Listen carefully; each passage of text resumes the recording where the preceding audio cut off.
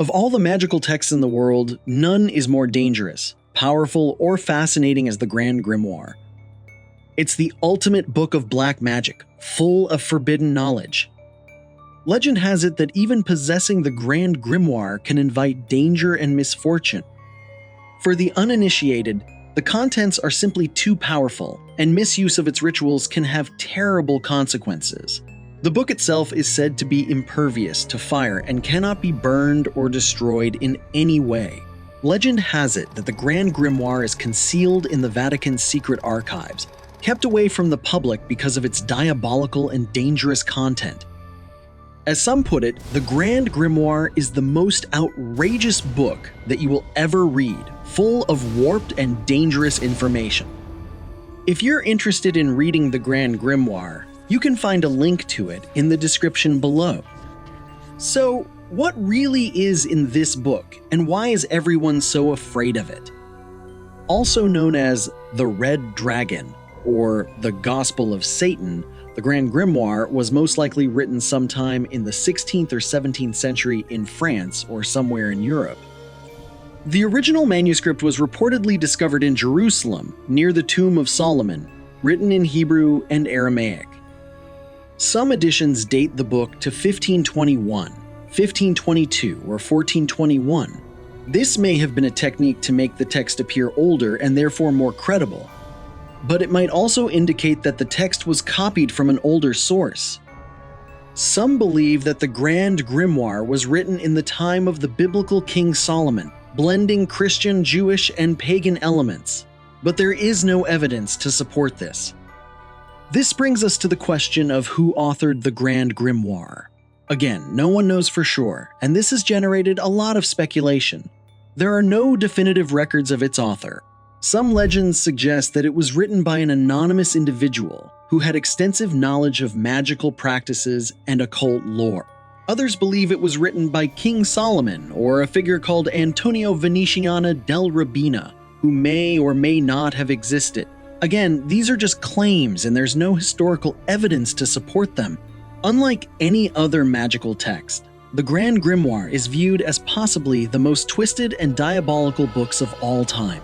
It is said that the knowledge contained within is so powerful that it has been kept hidden to prevent misuse. The Grand Grimoire may have borrowed much of its source material from the Key of Solomon and the Lesser Key of Solomon, two foundational texts in Western magical and occult practice.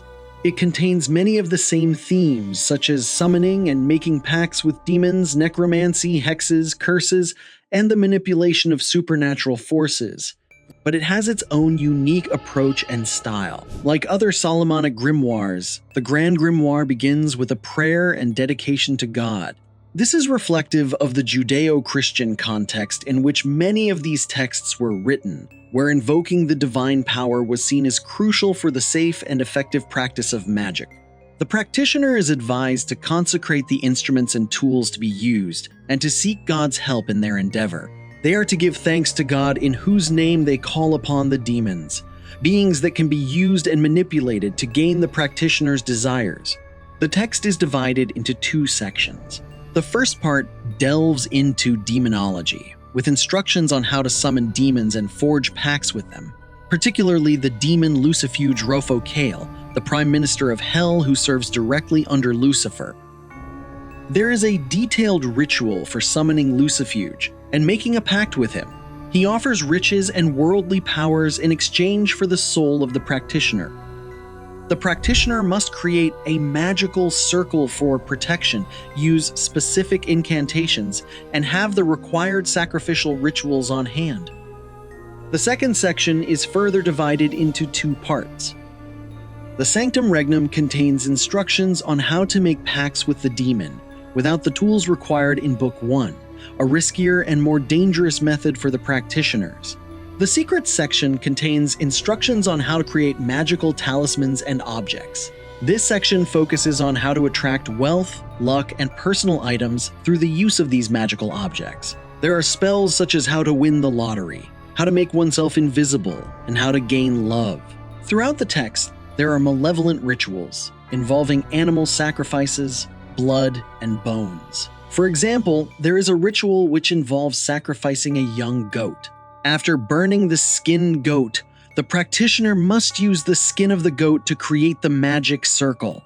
Another spell, which details how to become invisible, involves boiling a black cat in a new pot for 24 hours before putting the boiled cat on a new dish, throwing the meat over one's left shoulder, and saying the words "accept my offering" and "don't delay." These kinds of spells are warped and malevolent, which is why the Grand Grimoire is considered one of the most potent and dangerous of all magical texts.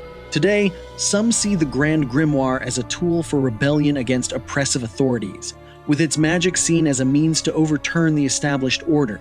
This aspect ties into the broader theme of magic as a form of hidden resistance in folklore. Others see the rituals and symbols in the Grand Grimoire as allegorical, symbolizing the journey of the practitioner from base desires to higher spiritual understanding. And then there are those who follow the instructions of the Grand Grimoire, seeing it as a practical guide to performing rituals and spells. They approach the grimoire with a profound belief in its powers and the unseen forces it describes. So, what's the final consensus?